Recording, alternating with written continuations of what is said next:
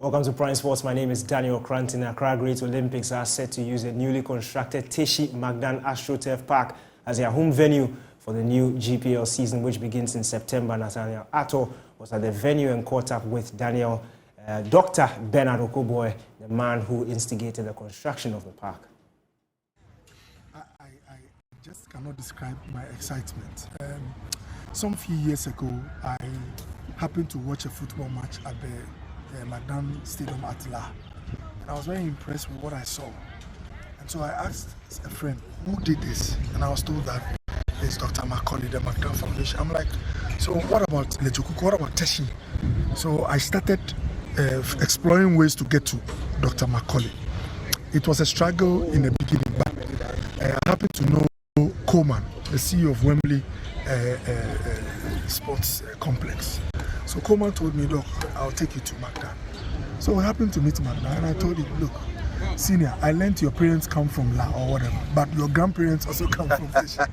And I had to use that angle because I was trying to find out why he chose to invest in La and why not Teshi. And he told me, look, I'm a son of the coast. Any community that approach me, I see what I can do. So, Doc, I'll see what I can do for you. And after all the negotiations and talk, Magdan agreed to build the Teshi Magdan Sports Complex worth over $3 million. And I'm happy that the things we talked about a complex that has a football arena and about 15 seaters capacity. 15,000, you mean? 15,000 spectator stand or area, long tennis courts, a boxing auditorium. He described all that. Later we got Magdan, the Wembley Sports Complex. We got the architect. I saw the drawings. I was so excited just by the drawings. And I can say that in 2020, when I was then a member of parliament, my last year as the MP, and Dr. Macaulay himself came here with some sons of the land, the Lejokuku Teshi family. Lai Christian himself was here that day, and we had something like a prayer and sock party and gave a blessing to Dr. Macaulay to start the project. Many doubted whether we could really do such a thing, but today here we are.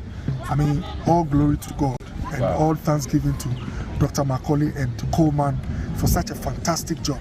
I'm so overwhelmed because in the next few weeks, on the 26th of August, Teshi is about to host its annual festival games, which normally it plays with Nungwa, a sister community. And this is the biggest game or activity for the year. And all indications show that we are about to, or it is possible to host that game and use it to open this particular stadium. I'm also excited because there are talks with some elders in the the club, to see whether we can have them play their local rivals, Accra Folk, on the day. On the day. Wow, and this is to announce this particular facility to the whole coast. Moving on, the Ghana Football Association has made payments to winners of the various competitions in the 2022-23 football season. These merit awards include prize money for the winner of the Bet Power Premier League as well as the winner of the MTN FA Cup. The Malta gave home 30,000 Ghana cedis.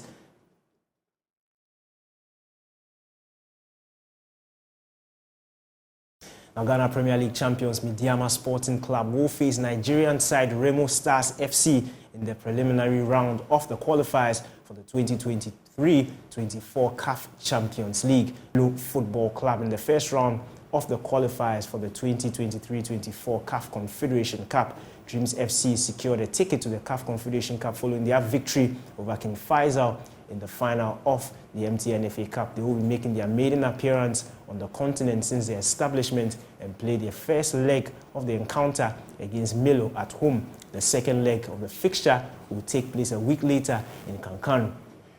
General Manager of Dreams FC Football Club, Aminu Shado, joins us to add some more perspective to today's proceedings. Aminu, thanks for joining us. If you can hear me, your reactions on the draw. Dreams FC making their maiden appearance in Africa, and it's a trip to Guinea. I think we are happy with the draw. Thankfully for us, we are not playing any of the giants from Guinea in the high fives or heroics. we are playing against Milo, and here comes the difficult part. With a team like that, information on the club is very, very scanty. So we have our job well cut out for us. Now we know clearly who our opponents are going to be. We're going to streamline all our preparations. And hopefully, we feel very, very confident that this is a tie that if we prepare well and put our acts together, we should be able to scale this headed to the last preliminary round. For a team that's making their maiden appearance in the continent, of course, you don't have any previous experience to draw from. What sort of a challenge does it pose to your team? It's a big, big challenge. We've never competed at this level before. In fact, when we were planning last season, we didn't factor playing in Africa. So it's a big jump, but it's a challenge that we embrace. We feel it serves as an opportunity for the players in particular to showcase their talent at a bigger stage. So it's a challenge that we welcome, and hopefully, like I said, if we prepare well and all the acts come together, we should be able to scale this hurdle to the next round. By your preparations in terms of the home ground, we understand that Midiama Sporting Club will use the Cape Coast Stadium. For Dreams FC, have they been able to have their stadium or Theatre of Dreams approved by CAF for that particular fixture? But you know very well that even with our local club licensing regulations, we have a lot of challenges with the sports stadium. So we chose the Accra Sports Stadium, a home ground for African campaign, and that's what we are going to use.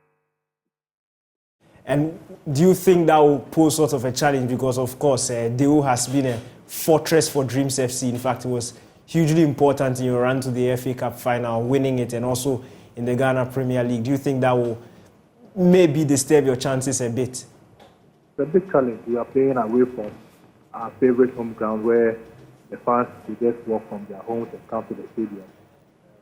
And we are playing at the stadium, 40,000 capacity stadium. We don't believe we command a 40,000 following to fill the Accra Sports Stadium. So that's the challenge. We are playing a much bigger venue, which I don't think is commensurate with the status of our club.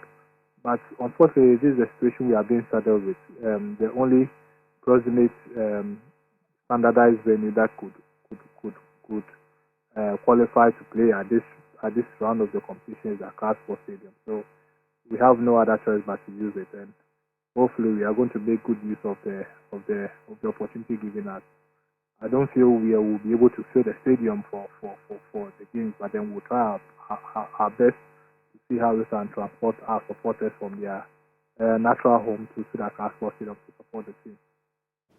Thank you very much, Aminu. Aminu Shado is the general manager of Dreams FC Football Club. All the best to Dreams FC. Moving on, Joy Sports tomorrow will bring viewers a special edition of PM Express focusing on Ghana's preparations for the World Athletics Championships in Budapest, Hungary, as the country finalizes preparations ahead of the competition, which is set to begin next month. We will get into the minds of experts and athletes on their expectations. Joy Sports editor Fentu Tahiru Fentu has more. Join us on Wednesday at 8:30 p.m. for Goal Chase. It's a program that is looking ahead to Ghana's participation at the 2023 World Athletics Championships. Which athletes have qualified? What kind of preparations have they had? And what are Ghana's chances of winning a first medal at this competition since 2005? Join panel experts like Andrew Owusu of the GAA, as well as Bao Husseini of the GAA, athlete Deborah Aqua, long jumper, will be joining us. George Adler Jr. And Carl Tufo will bring some journalistic perspectives, as well as myself, of course, your host. 8:30 p.m. Goal Chase will be on the Joy News channel. Do join us then. Daniel Prante.